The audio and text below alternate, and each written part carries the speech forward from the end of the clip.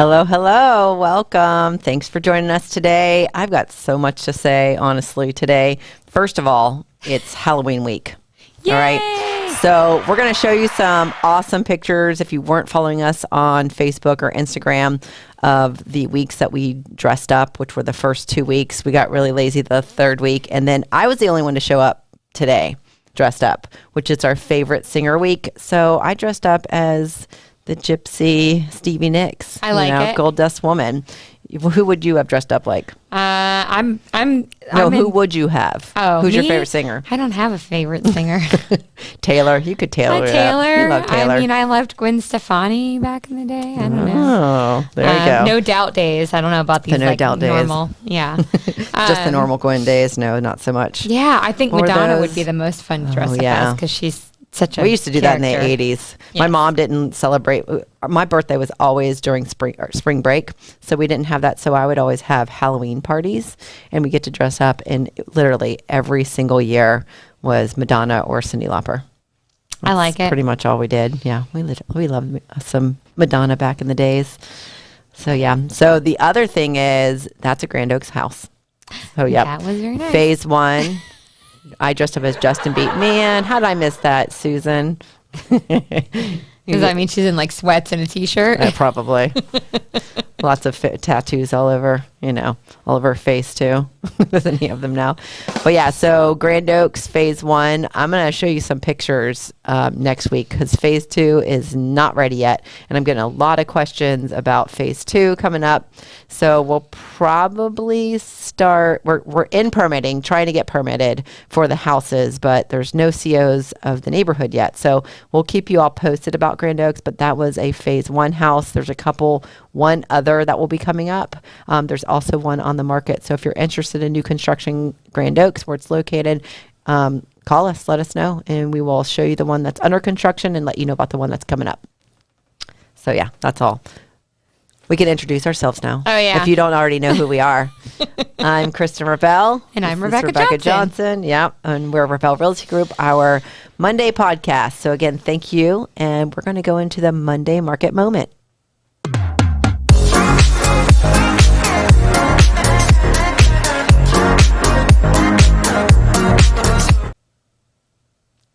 All right, let's take a look and see what's happening in North Central Florida for the month of October. Like the years flying by, I always have trouble remembering what month we're in. All right, so I forget the day. let's say, yeah, I know. I called it Friday earlier today. All right, so let's take a look at, we're going to start in Tampa Hillsborough, just because I'm flying high on the fact that we have been working to get a new office down there, and we think that's about to come to an agreement. Fingers crossed. We found a spot, just have to sign on the dotted line. I know. So that's exciting to us and the agents down there. So Tampa, you've got 440 active listings that have hit the market since October 1st that are still waiting for a new homeowner. 958 have gone pending and 703 have closed so far for the month of October. Jumping over to Ocala, which is also a great little hidden gem in Florida, not in Gainesville. Whatever. We all feel Can't like get out we're of that, neighbors. right? I know. 373 active listings since the start of October, 713 pending, 541 closed.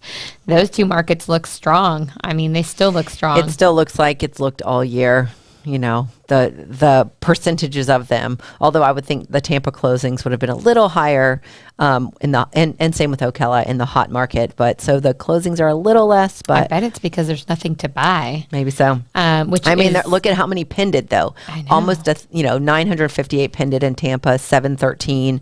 I mean, those numbers are They really still might be high. on track for the end of the month because they're typically at 1,000 to 1,100. So I think Right, you will see a lot of exactly. those. Yeah, so But we see quite a few Gainesville, pended. And this is all in October. We are not including the leftovers of the actives or the pendeds from, the months before. So there is other supply out there. There are other pendeds out there. So you're right. Probably on track. Gainesville, you're looking lean, but not in the good way.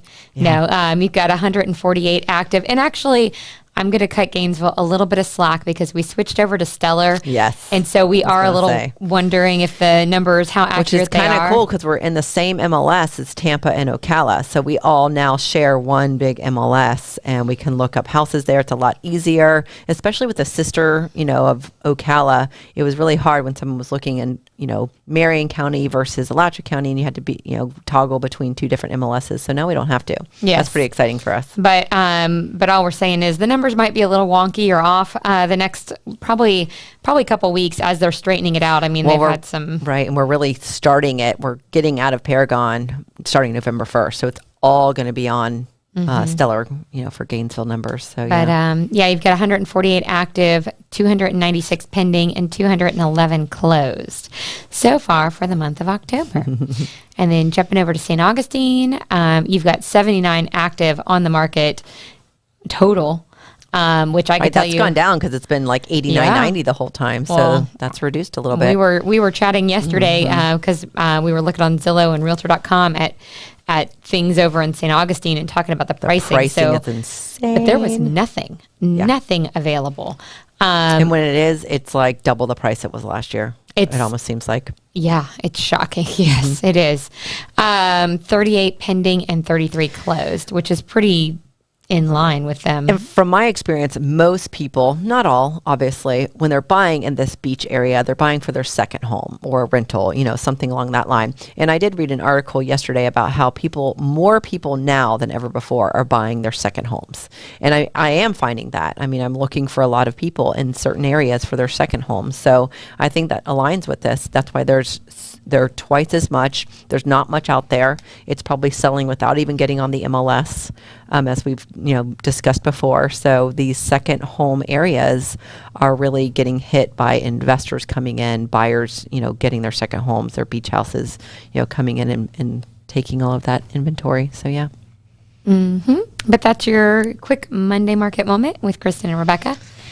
And I know we're going to jump into a more pressing topic. Yeah, not to bring it down. I mean, we could talk about so many negative things in the industry, but this is just something to keep you aware of what's going on. And so 5 supply chain shortages homeowners need to prepare for now. If you haven't already experienced this, paint, appliances, furniture, power tools, bottled water. So one thing is power tools, right? Furniture. One thing is with power tools, buy all of your Christmas gifts right now. Rebecca, you were telling me you've already bought Christmas. Done. Yeah, you're done. I'm starting getting there done, but a lot of times power tools are gifts for Christmas, for dads, brothers, sons, anything like that. That is not going to be, yes, many moms also. I'm not going to leave out the women. My mom loves power tools for Christmas. But, you've got to start looking now. Now, we've experienced the paint shortage. Yes. So we wanted to repaint, actually not even repaint. We were touching up our office at the last minute, as we do. And, if you're doing touch-ups, and this is something that I learned that was really interesting about paint, and I'll get into it in a second, but there's different finishes. And if you need the same finish you always had, it's very possible that your same finish is not available. And I know with new construction, people are saying, oh, the paint looks different than it was. Well, that's the problem. They're going in with touch-ups and they're having to store their finishes, their style, their type, whatever, in order for them to be able to touch up the same paint. Because, 4 or 5 months ago when they painted the house, now they're touching up and that paint's not available. So, the paint shortage is really big. But I did find this out. And I find that a lot of times when you buy a house and it's been painted, right, you have the paint cans in the garage, right? So and you think, oh, I'm going to keep the paint cans and I'll repaint and touch up later. But if you keep them outside, it actually kills it faster. So, and also each time you paint and the lower the paint gets in the can, you're supposed to pour that into another can so that there's no air there. So you keep it airtight and you keep it indoors, your paint can last 15 years, but it can only last, 3 months, 6 months if it's in our heat outside with air in there. So good tip I learned from some painters at Sherwin-Williams that I actually had no idea about in all these years. And I have a painter cousin who should have told me that. Shame on you, But you Rick. could use those old mason jars or jars, from spaghetti jars. Hold on to them, even the smaller jelly jars. And as you reduce the paint, you can pour it in there. So you can have little touch-up cans of paint. So yeah, Very I thought that nice. was a really cool idea. But yeah, I've personally experienced the appliance issue. So I really wanted to get a whole new all new appliances for our house. Can't find anything. And if you do, it's like stupid expensive, or you finally find it and it's like 6 months behind. So I know we're having that supply chain in Grand Oaks right now for the current houses. We're probably not going to have any microwaves in them, and we'll just have to wait until they come in and then put them in. You don't need microwaves. But nobody needs microwave. That's why I'm not worried Use your about stove. it. Right. It's easy. So yeah, so furniture, bottled water, which I'm I'm a little concerned about. I will be going out to buy all the bottles of water, as I am an Bottled avid. water, I know right. mine is actually. Oh wait, it's off camera. I was like, it's invisible, but it is kind of invisible. But I think it's really just getting the bottles Yes. and the water, and then the supply for them. So No. getting the trucks for them. So not necessarily water. Don't freak out about water, but and hurricane season is technically ending. Yeah, we've had a really. Hear you.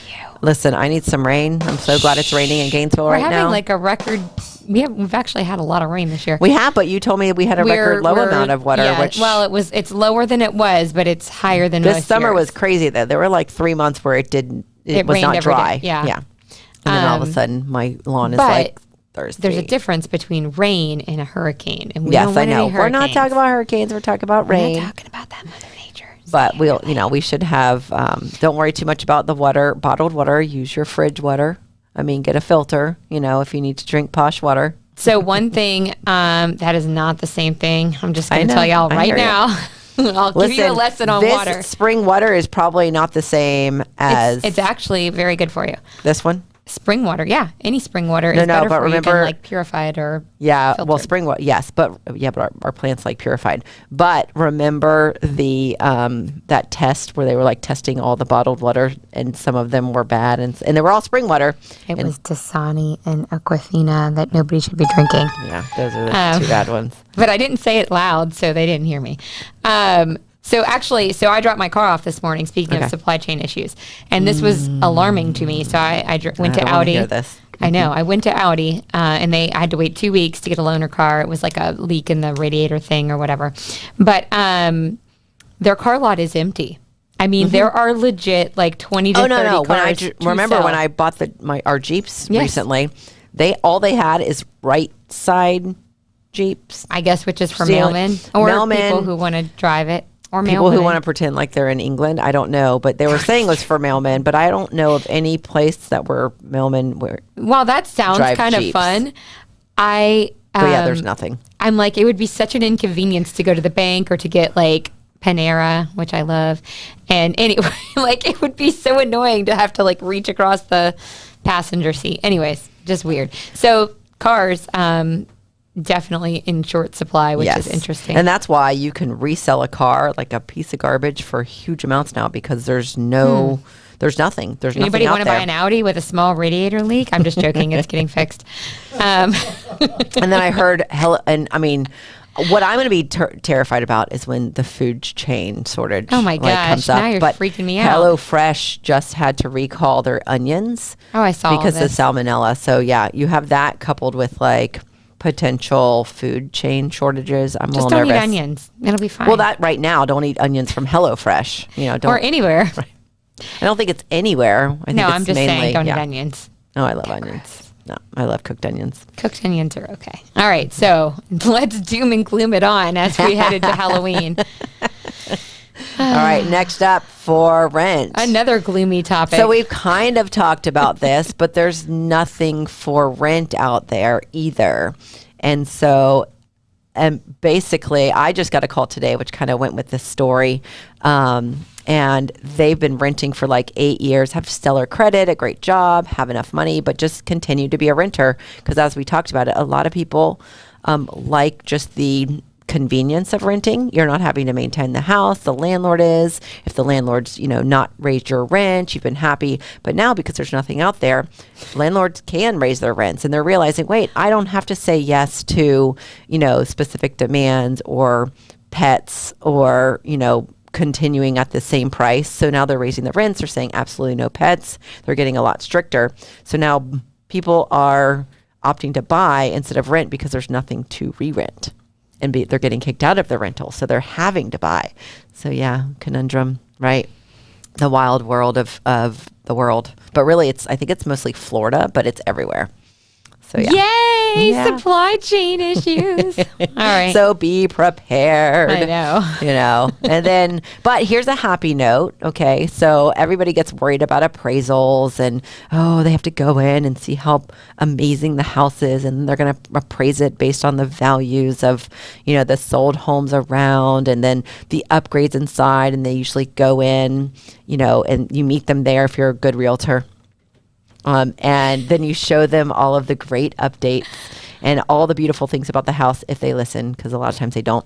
But now they're doing desktop appraisals. And I remember this when we started real estate, in the boom.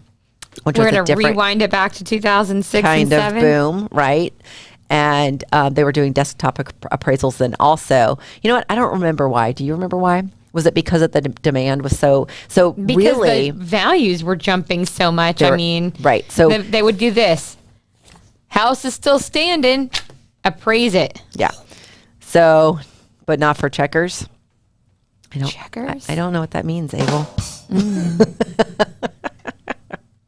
But what do you think? But not Austin Carr. What's up, Austin? Okay. Are you in appraisal? He went to high school with me. I don't know what. Thanks for being on the podcast. Welcome, good to see you, Austin. Yeah, but desktop appraisals are actually, I think they're good because right now we're having an inventory shortage. No, a shortage of appraisers who are able to get out there. So if you have really good credit, if you have 20% down, you're definitely getting a desktop appraisal. That means they don't have to show up. They know that you can buy the house. They don't really care. They're going to appraise it. More than likely, or they're going to look at the values. Yes, they will. But they'll do the desktop. They won't go up there. They don't go in. They don't need to because everything looks good according to the numbers, basically. So yeah. So they did this because of the lack of appraisers out there and the amount of houses that were getting refied and purchased, I guess you could say. But they're talking now that they're going to stick around now. So if you are an appraiser, I guess life's going to get easier. No, it's not. It's going to be like checkout at Publix in St. Augustine. It's going to be automated, and we're going to do it ourselves. And maybe you don't have a job. All becoming appraisers. robots. You might need to get in real estate, not appraisal. Yeah. I think it's also because it's really difficult to the drive issue with mailman's Jeeps. Okay, well, we went back to, sometimes the comments are later than the conversation. We're like, what are we talking about? Yeah, so checkers. Again. Oh, because Checkers has drive-throughs on either side. Got it. See, I haven't been at Checkers since like 1992. When they said Checkers, I thought about their hamburgers, and I'm like, oh, yeah. But I don't remember their drive-through. Yay, Abel. Yay. We better take a break. Wait for the joke. Oh, yeah, let's take a break. Our philosophy to help our realtors grow their brands is to let them be themselves. We're not a corporation. We don't want to make it stuffy for them. We want them to grow with their best capabilities. The resources at Rabell include things such as daily, weekly, and monthly trainings and classes available to our agents. Everything is there for them, ready to go. I feel like I've grown exponentially professionally due to the training that I've received here and the opportunity to move forward at my own pace. Since working here at Rabell, I think I've grown professionally. I've learned a lot from our leaderships, and I think I've learned a lot more from my customers, and it's taught me, what to do and how to treat people and how to be a better agent.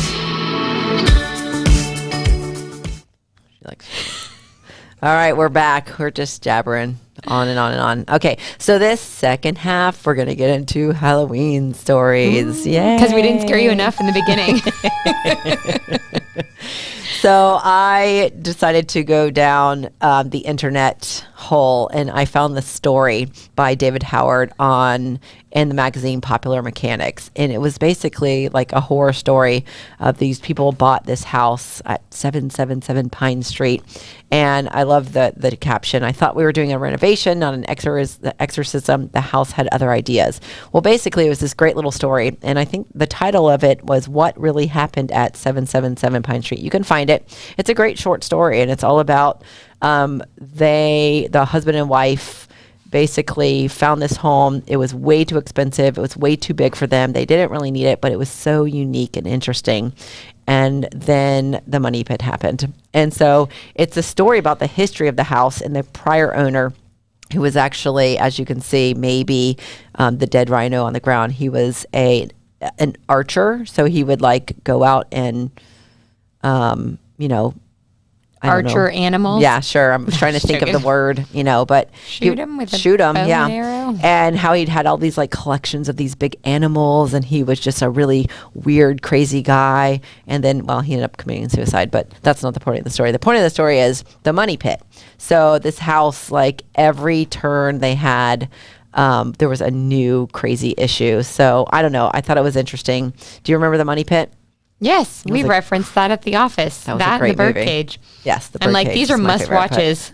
So if you haven't seen the Money Pit, that's what this story's about. That's Tom Hanks and but I think somebody else. The moral of the story is, so basically, like the inspector and the realtor were telling them, you don't have the ability to do this. They didn't have money in the bank because they didn't like to save. They were like bohemian artists that didn't really care about, money habits, and they buy this house that's way too expensive for them. So don't get underwater with your purchase. Don't buy something that you can't take on, because there are definitely hidden Shelley Long. I knew it was a blonde.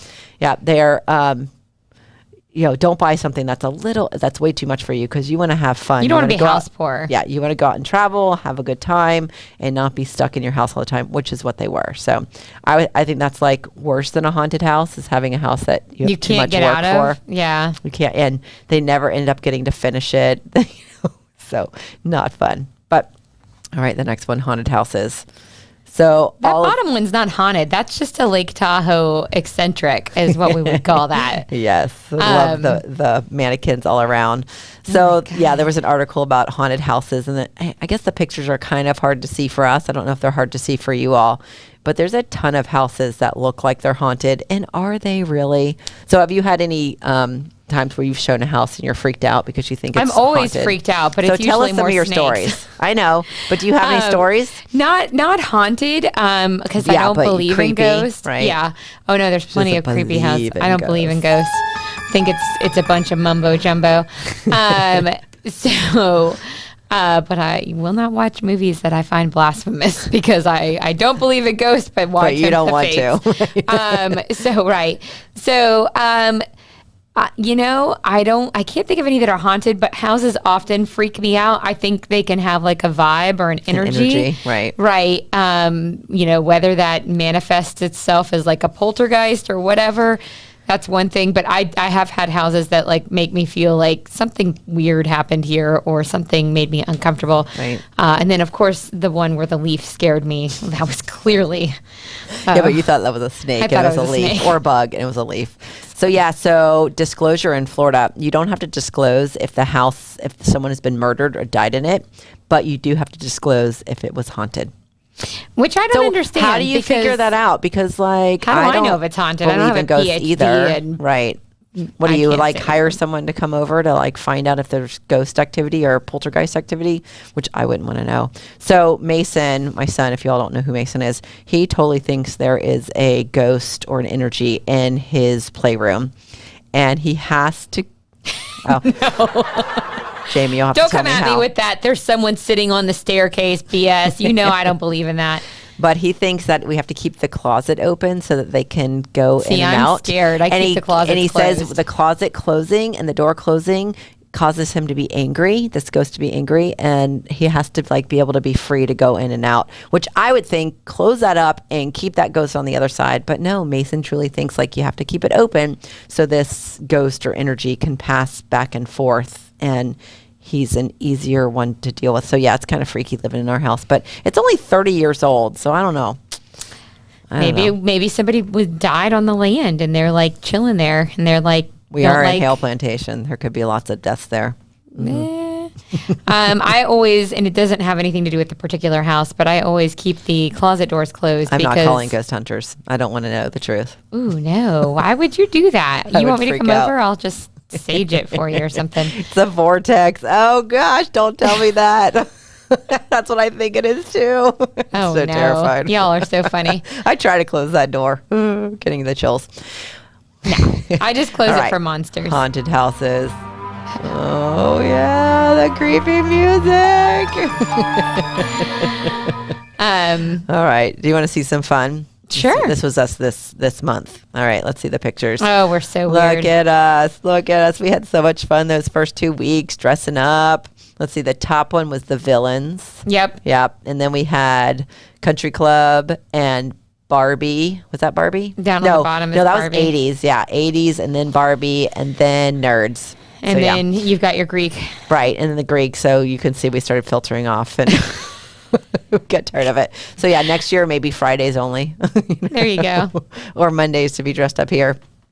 But yeah, we had a blast at Rabell doing this, and really hoped that others would join. But really, it was just the Fab Four with I'm not going to lie. Nursing home day is coming up, and I might go ahead and. We still have a couple more days. We just can't post them here until next week. Yes, so yes. And actually, Thursday I did bring in the dress up bin because all the little kids from the little school around the corner from us are coming in. Abacus, they're going to come over to our office. So we know 100% Sunday night, the 31st, is Halloween, and that's when the city of Gainesville and Alachua, the county, is celebrating. Correct? Correct. All right. So we'll be into yoga. That's right. Get ready. That's where it's happening. We're coming to your house. Don't tell them where we're Mason going. basically said that's where they give you the bigger candy bars. I was like, okay, we're there. Oh, man.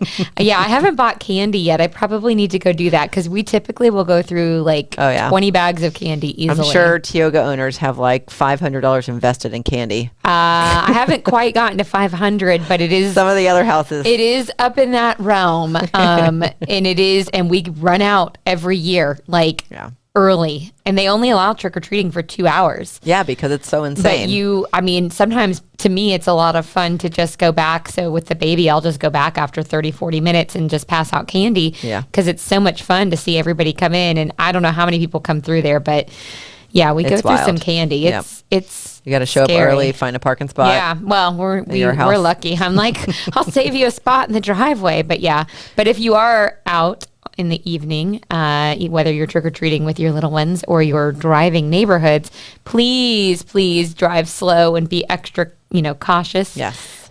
We have people that fly through the neighborhood already and in hail, actually.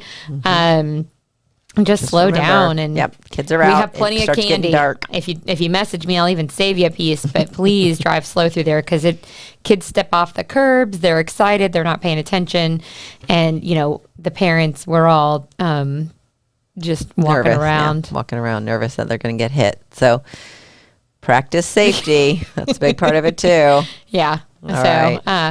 But happy Halloween. Yeah, we want to wish you a happy Halloween.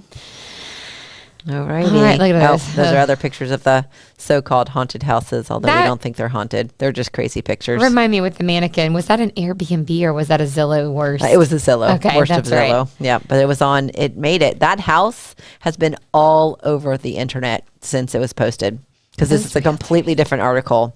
Yeah, they had a fun time with it. I love it. All right. Well, thank you for joining us. Happy Halloween. And, keep watching us because we're going to possibly dress up even more. All right. You never know. Hey, looking for a leasing agent, an accountant, repairman, inspector, landlord. We're all in one at K&R Property Management. This one over here, she'll take care of you. We'll see. Tell me about your property first. Text her 352-213-6410. We're looking for some properties. We're standing by. We need some properties to rent. Go buy them and bring them on over to us. We'll take care of them. That's right. And if you're interested in becoming a realtor or learning more about joining the team, you can reach us at join@buysellrebell.com. And we can have a quiet confidential conversation. Yeah, and if you can't get enough of us here, follow us on Facebook, Instagram, TikTok. We've got some great LinkedIn. videos going on. LinkedIn, that's not on there, and YouTube. Like and share, subscribe on our page. You can watch us here and all of our great videos. Did you know Rabell Realty Group has a blog? Man, I didn't know yet. We do, and we share all kinds of news, tips, articles, and fun things. It's buysellrebell.com/blog. Yay. And we want to thank the Fiesta Media. And if you're looking to getting into podcasting or something similar to this, I always say, come on here first, see how fun it is, how quick it goes, how exciting it is, and then you can contact Elio at 352-327-5089. That's right. We always appreciate you. Thank you for coming on, watching us, and we'll be back next week. See you then.